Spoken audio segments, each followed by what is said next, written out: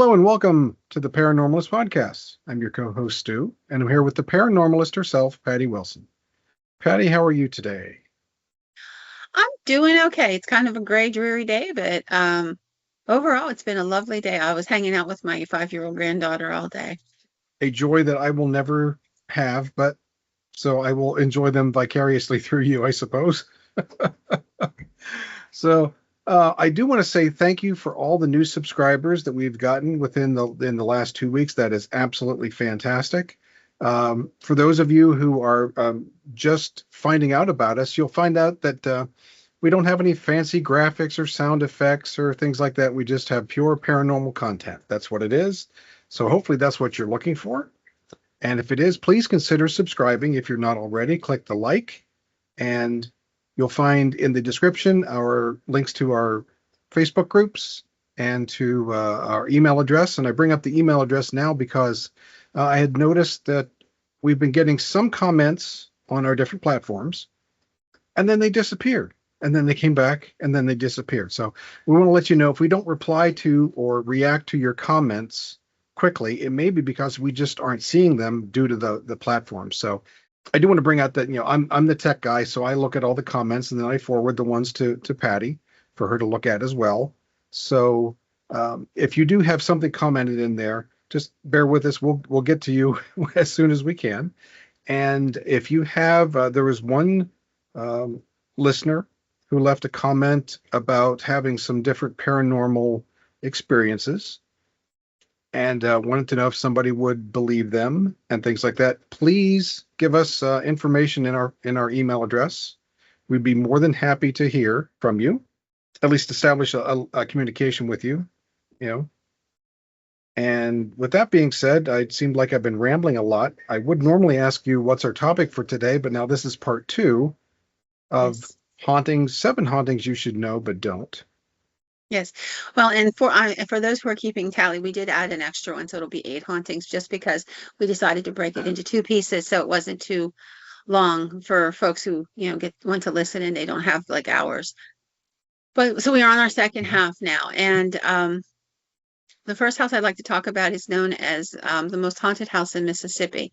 The house is called the McRaven House. It's in Vicksburg, and it dates back to 1797. The original owner was a highwayman who robbed travelers on the Natchez Trace. It's built in three different sections. The house has three different styles. It's the Empire style, Mississippi pioneer era style, and then Greek revival architecture. The house is absolutely huge and very, very beautiful in its own way. Now, let's tell a few of the stories of the house and a little history and then get into the ghosts. So the first story, as I started out with, was the highwayman. His name was Andrew Glass. He was a robber who would literally hold up travelers traveling the Natchez Trace. So for those who don't know what that is, it was basically a trail that had been cut for people who were traveling, moving westward, and he would ride along it, and he would just find people who were unsuspecting and come up and talk with them, and then he would rob them, and sometimes they would not make it. So he built the Pioneer Plantation part of the house before Mississippi even had become a state. He had a 2-room brick structure featuring a bedroom above the kitchen. There was a removable ladder to prevent attackers from approaching him while he slept in his hideout above the kitchen. The house, as I said, had at that time had very, very limited space. It was used sometimes as a way station for pioneers going to Nashville, Tennessee, and riding or getting to the Mississippi River to travel by river. A lot of travel in that time period would have occurred by river. It was faster. It was less onerous and certainly less dangerous in a lot of ways. So he built the pioneer section, and then he made his money being a thief, and he is known to be one of the spirits at the house. According to the story, he was murdered by his wife in a fit of jealousy after he was wounded during a robbery attempt. So he came home and his wife accosted him, and she thought that he had gotten wounded by a jealous husband. So she finished him off. And visitors and staff to the house have reported strange experiences, unexplained footsteps, doors slamming, and a sensation that I have to say would be very disconcerting. This is a feeling of being roughly grabbed and thrown around in the area of the hideaway above the kitchen Yeah, I where he guess. would have Yeah. slept. I mean, so apparently he's not a happy camper. Hmm. There are also several murders associated, as I said, and then there's no way you could touch on this topic without touching on the American Civil War. There was a gentleman by the name of John H. Bob, a a wealthy landowner and a farmer who had lived in the area in 1860. On May 18th of 1864, he threw a brick at a group of Union soldiers, specifically a gentleman by the name of U.S. Sergeant William Anderson, who was part of the 46th Unit, South Carolina. And anyway, it was because they had trespassed on his property and he was angry. They had stomped through his garden and ruined his garden. And that might sound piddling today, but in that time frame, there wasn't a lot of food to be available during the Civil War. And the Union soldiers in particular had made it part of their job to not only attack and fight the other soldiers, the Southern soldiers, but they also burned homes. They raped and pillaged. There are literally dozens and dozens and dozens of stories of the Union soldiers doing that, and they would burn the gardens and the fields, so people had very little to eat. So this was a considerable problem whenever these soldiers came through and just trashed the property. So Anderson got struck on the head by this brick, fracturing his skull. In response, Anderson shot at Bob, and he hit him in the head and the bowels, and of course Bob died. Anderson would later be acquitted in a court-martial, found not guilty of malice, and is considered one of the unknown buried in the Vicksburg National Cemetery.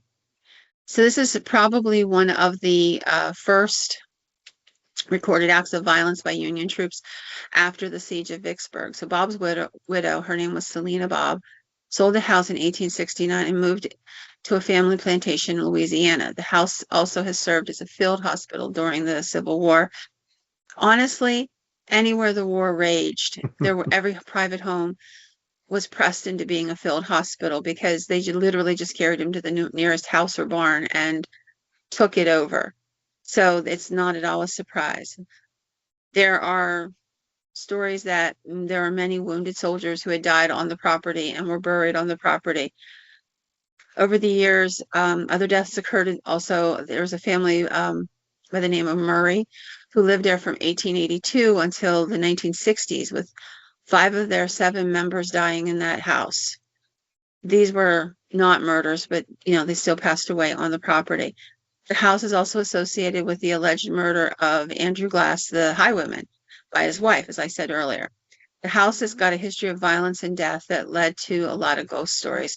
Captain McPherson, a Union officer, allegedly murdered Confederate sympathizers. So Captain McPherson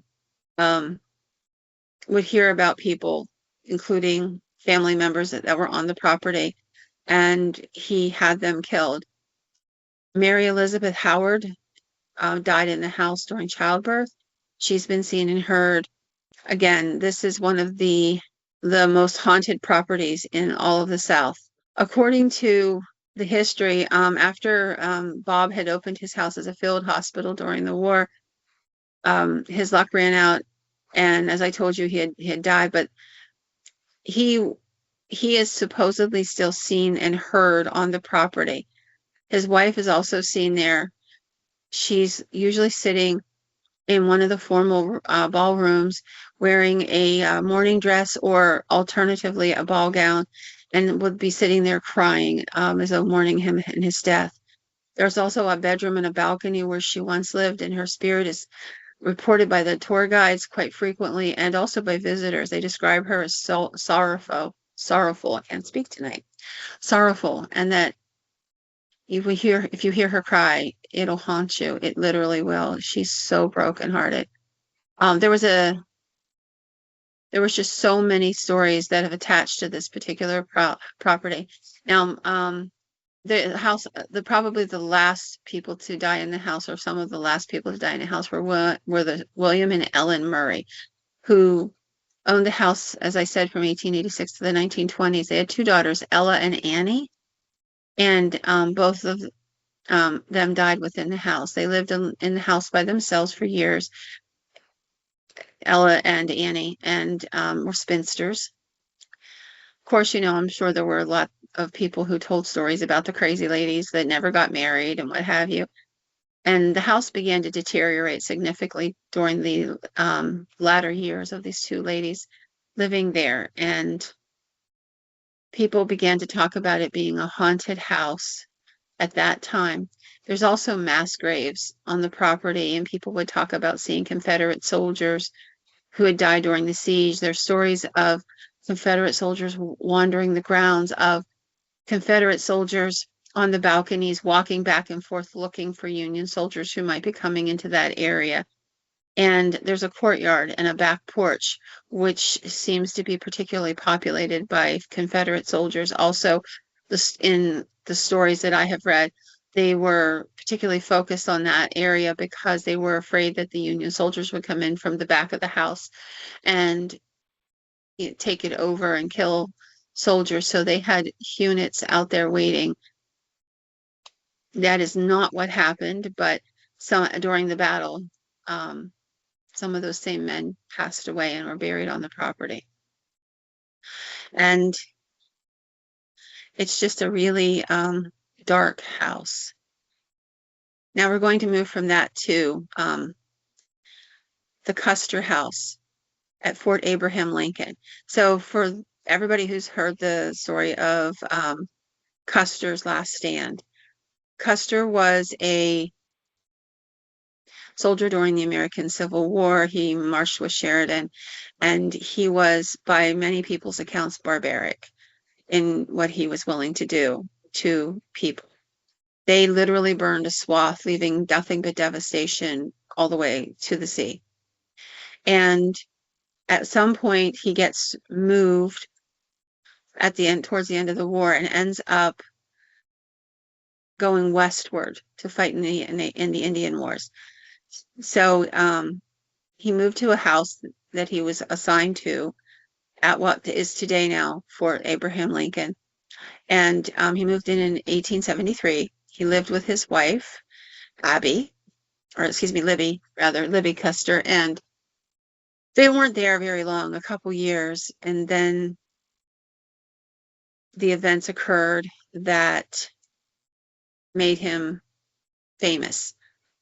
The traditional story is that he and his unit were ambushed by Native Americans at a place that the natives called Greasy Grass, and the soldiers called it the Battle of Cedar Creek, and that he was never found. Now, some of that stuff is not actually true.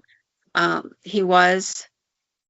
was surprised to find out that his remains were found after the battle, and he was interred, had been interred near the battle site, and that he was reinterred with full military honors at West Point in New York thereafter. Now, Custer's story would have ended probably and been completely forgotten had it not been for Libby, his wife. His wife was absolutely dedicated to him. She called him an honorable and respectable man.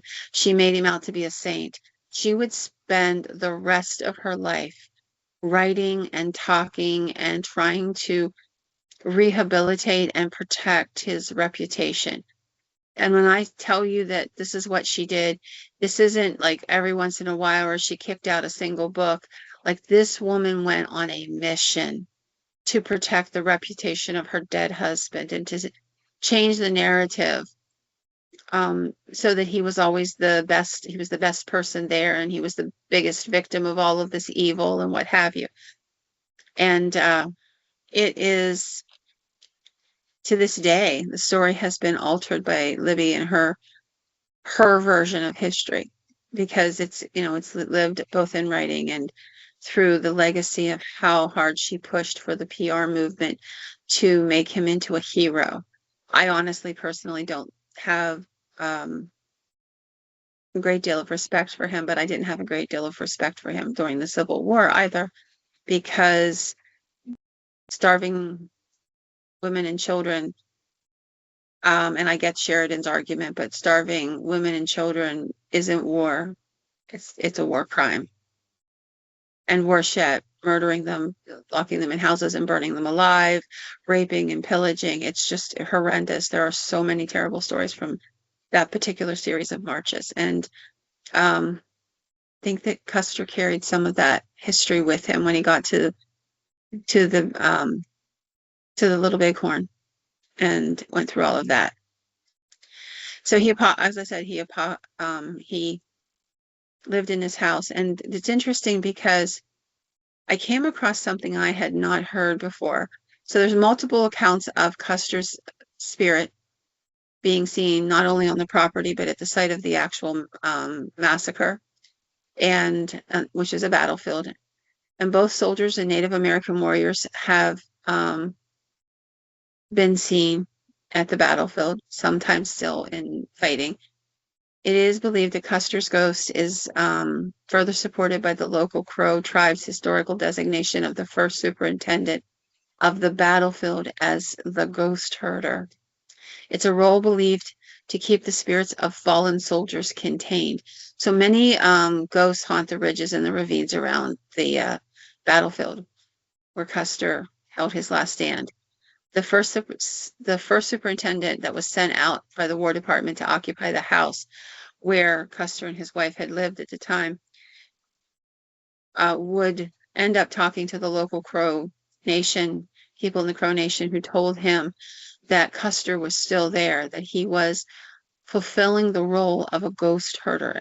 They said that in rising the American flag every morning at that particular battlefield, they were signaling, the Americans were signaling to the spirits of the soldiers killed at the battle to hasten back from their graves. And that even today there are Native Americans who consider the archaeological search for human bones ghoulish and find it difficult to understand why archaeologists want to disturb the eternal rest of the dead.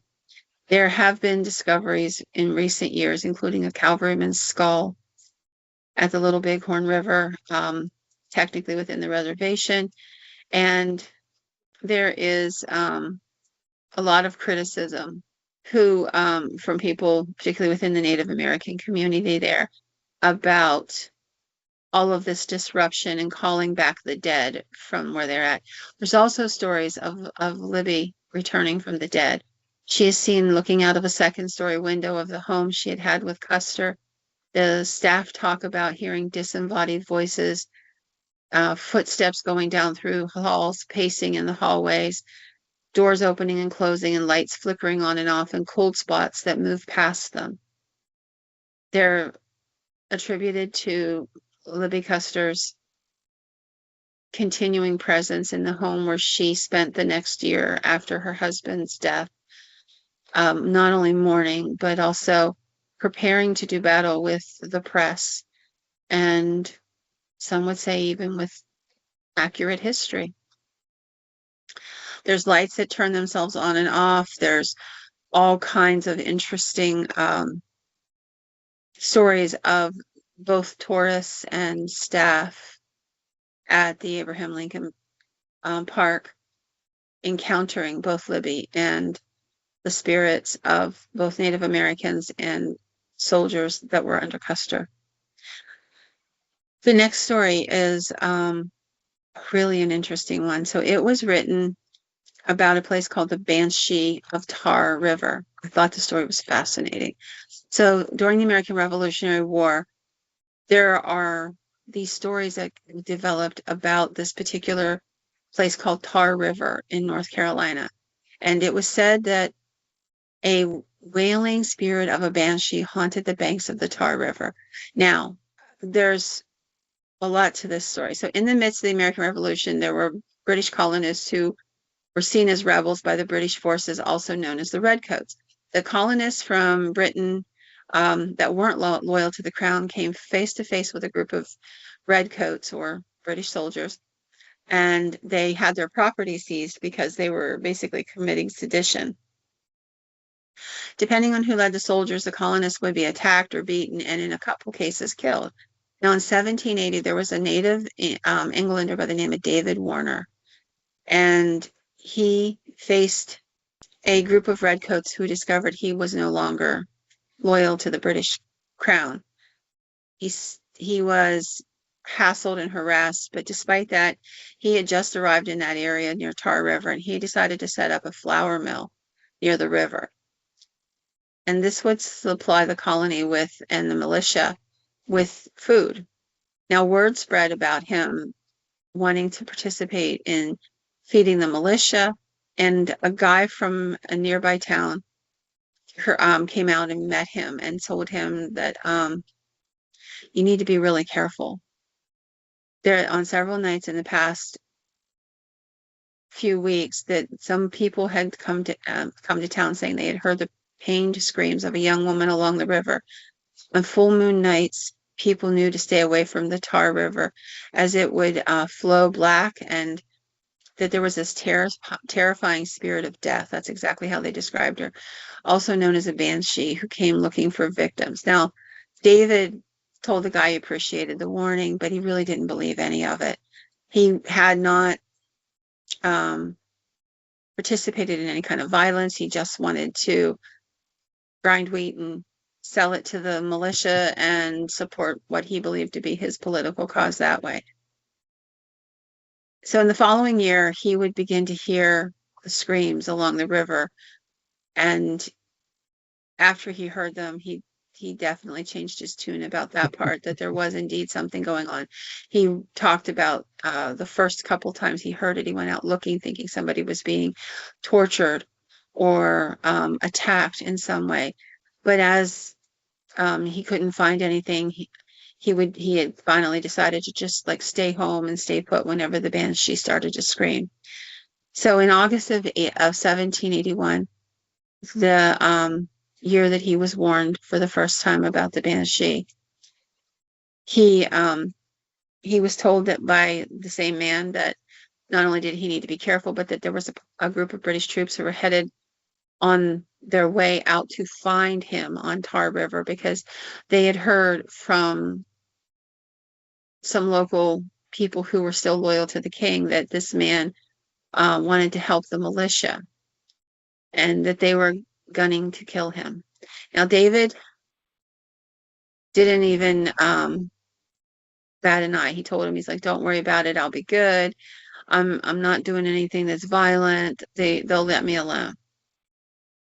But what he was doing was treason and punishable by death. So the British soldiers came one night and they took him unawares at his business, which he lived above in a little 2-room section of the property, and they dragged him down to the river to drown him. Now, he told them he wasn't going to confess to anything, and that they needed to let him be, because if not, the banshee would come to help him, because he had always been respectful of her, and he had heard her scream on different nights, and he had never bothered her. Well, they thought this was funny, like he was just trying to spook them. So they tied him to a rock and threw him into the river to drown. A moment later, there was this huge wailing scream from upriver, and the fog began to roll in from the trees. The British officers, and they turned and ran toward the mill, deciding to barricade themselves inside. Hours later, as the moonlight finally fought its way through the fog by the river, one of the men heard her scream again and peered out the window. And in the distance, this is what he reported, he saw a hooded woman gliding through the trees. And as she moved, he could hear her scream. The man ran back to the group inside the building and said, what he had seen. They went to look. The other ones did not see her at that time, but they could hear her. There was no mistaking the sound.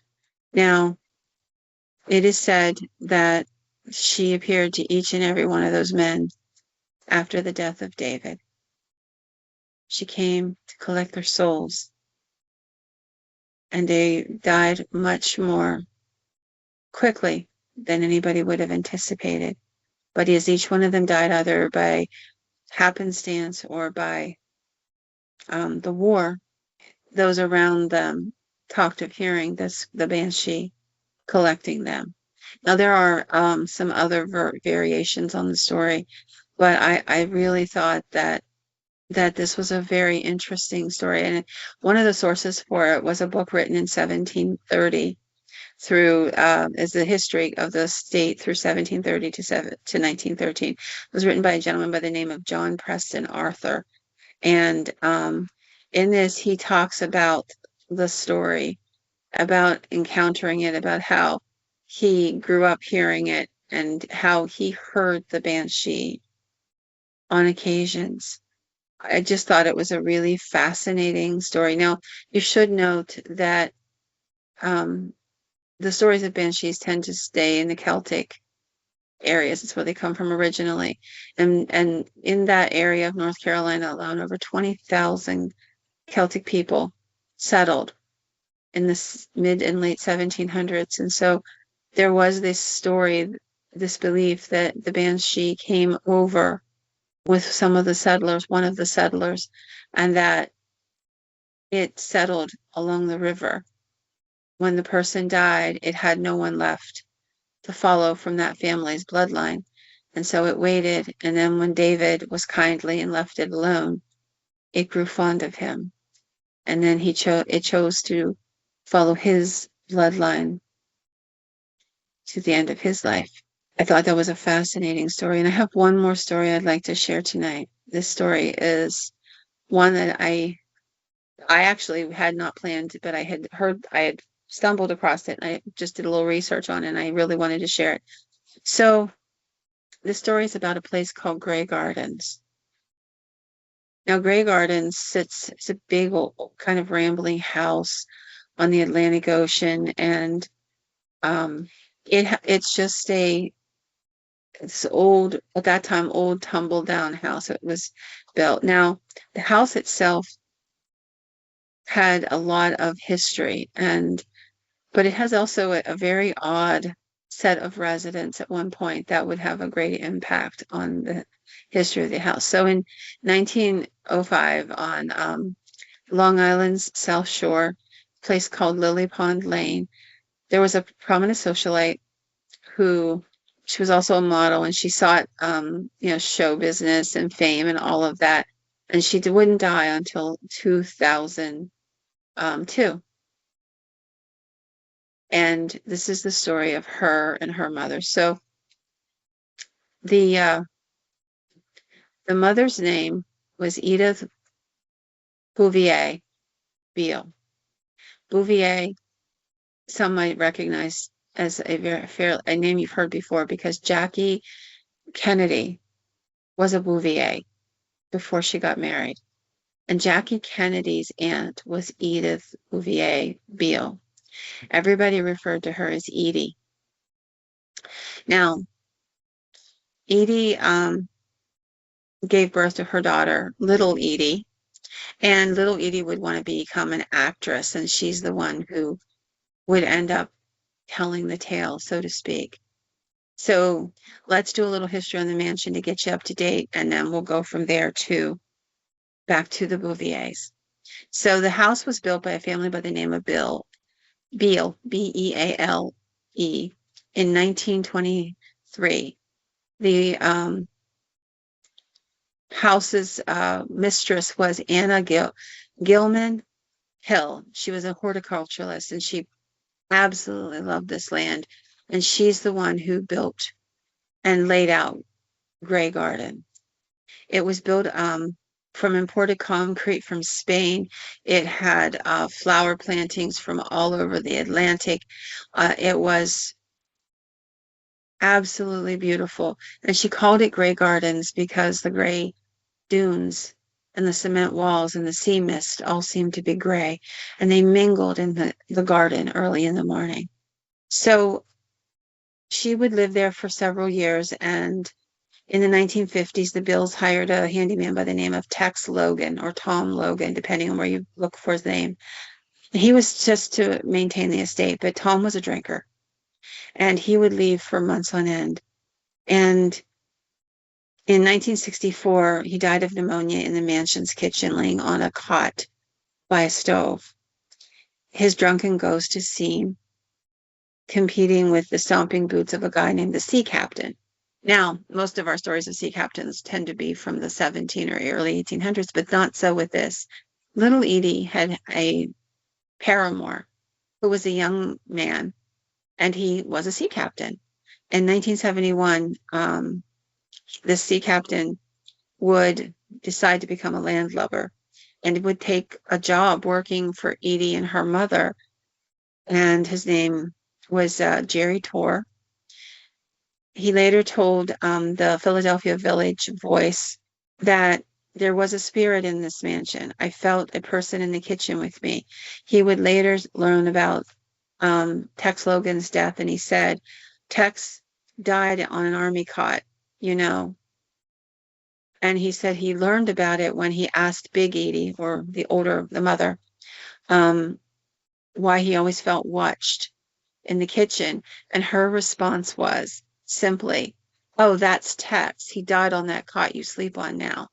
I cannot imagine finding that out. Now, there was a neighbor of theirs by the name of Gail Sheehy, and she wrote a book called Passages. And she lived near the Beals in the early 1970s. And she also wrote for New York Magazine.